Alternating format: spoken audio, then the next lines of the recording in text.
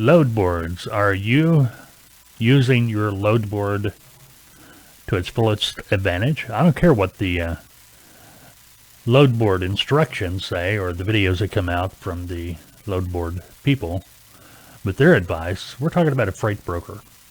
What works, what doesn't. Let's talk about load boards today. That's coming up on this FBTV video.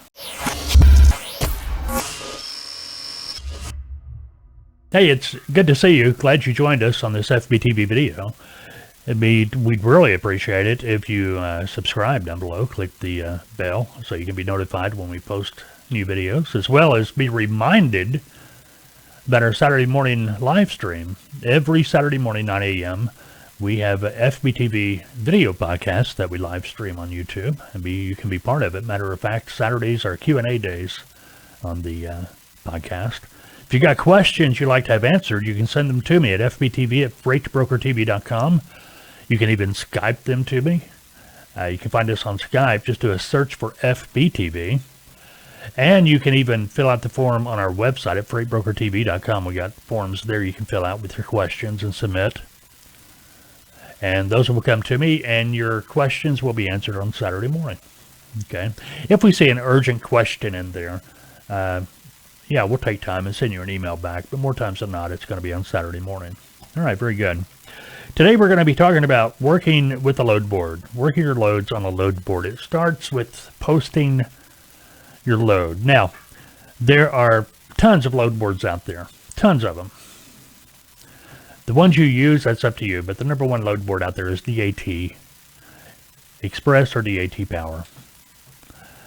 DAT Express is the little brother to DAT Power. DAT Power has all the bells and whistles. There are some things you can add to it that will cost you a bit extra, but that's going to be your main load board. Another load board that is pretty popular is truckstop.com. Truckstop's a good load board. They've been around forever. And then you have 123 load board. Those are the three we recommend. You may be saying, well, why do I need three load boards? Well, because as a freight broker, you just don't know which load board a trucking company might be using. They may be using one load board, maybe a combination of the three, maybe just a couple. So by having three load boards or multiple load boards, you're going to have a better reach. More trucks are going to be able to see your loads. You're going to be able to see more trucks, and hopefully you'll be able to move more loads. That's the idea. It doesn't matter what load board you're using. They pretty much all work the same. So if you can, and it's so simple to learn how to use a load board. Basically, if you want to, it is very dummy-proof, idiot-proof if you want to call it. That, you find where you post the load. It'll be clearly marked, post load. You put the information for the load and click post. If you're doing a truck search, you do the same thing. Just put in the information for your load, click search, and it'll bring you up the trucking companies that meet your search criteria. So it's pretty simple. That's the groundwork for it. But there are finer details. I fish, if you've been watching this channel at all, and there's finesse you can do with a load board to make it work better for you. Let's start with talking about when you're posting your load. I always recommend, well, first of all, understand that the load board, when you're posting load, the load board is just advertising. That's all it is. It's not meant to sell your load, although some people would like to convince you of that, load boards. No, it's just your advertising. Think about it. When if you serve up everything on a silver platter to your target demo, they have no reason to contact you. They're able to make a decision right then from your advertisement. But if you leave a little bit of meat on the bone, leave them wanting more, they're going to pick up the phone and call you. And that's what we want to do when we're posting our loads. We've talked about this before, and I've had people not be happy with what I'm saying, but it is what it is. We are brokers. We need trucks to call us. We don't want them to look at our load posting and make a decision just from the posting. So post need to know information only. Need to know information, basically pickup date, origin, destination, weight, be about it. We're not going to post the commodity. We're not going to post the rate.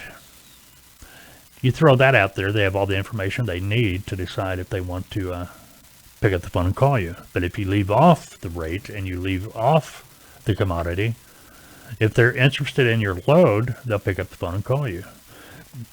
I believe we had a comment on a video we did a year or two ago where it came back and said, no, a broker doesn't post the commodity or the rate, I'm not going to call them. Well, probably wouldn't have called anyway, so I wouldn't worry about that too much. You've got to entice the trucking company. Okay. Now, that's pretty much basic when you're working a load, posting loads and working with the load board. Now, the other thing you want to think about too is when you're searching for trucks. You can put in all the information you want to on that truck search. You can lay out your criteria however you want. Obviously you're going to want to put the equipment. Obviously you're going to want to put the origin of your load. But what about destination? My recommendation is leave the destination blank. When you're looking for a truck, leave the destination blank. These are filters. You got to remember you're putting filters in. The less filters you have, the more results you're going to get when you're doing a search. So if we had a load from Atlanta to Dallas and we put Dallas in there as the destination, we may not see a lot of trucks that want to go right there around Dallas. So my recommendation is leave it blank. You got deadhead you want to think about. You don't want to go over 150 miles. So that's a filter. Now sometimes you put 150 miles in there. And what I mean by that, deadhead to origin, that would be how far, what the radius you would want to search around the origin of your load for available trucks. 150 is going to be max. Generally speaking, you can get a truck to deadhead 100 miles without much effort. But when you get over that 100-mile mark, it starts getting a little iffy. However, I want to see, sometimes I may want to see the trucks that are maybe 110, 120, 130 miles away. I might be able to talk them into coming to get my load. I might have enough money in that load to be able to pay a little bit of deadhead. Deadhead is how far the truck has to travel empty to be able to get to your load. Most brokers don't pay deadhead. If you have enough money in the load, you can pay them a little bit, especially with fuel prices the way they are. That trucking company generally is going to be impressed, and they're going to be more apt to be considering your load, maybe even say yes and take the load. Now, with that said, too, a lot of load boards will have a search back option. In other words, how many hours back do you want to search for available trucks? You can put whatever time in there. Usually it's 2 hour back, so it's going to display the results, whatever trucks have been posted within the past 2 hours that are still available, they will display as the results.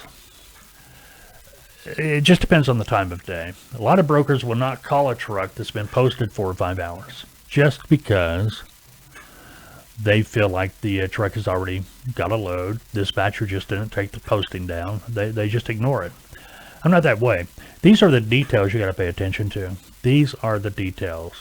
Now, a couple of things we haven't talked about is refresh, rollover, things of that nature. Refresh when you're posting a load.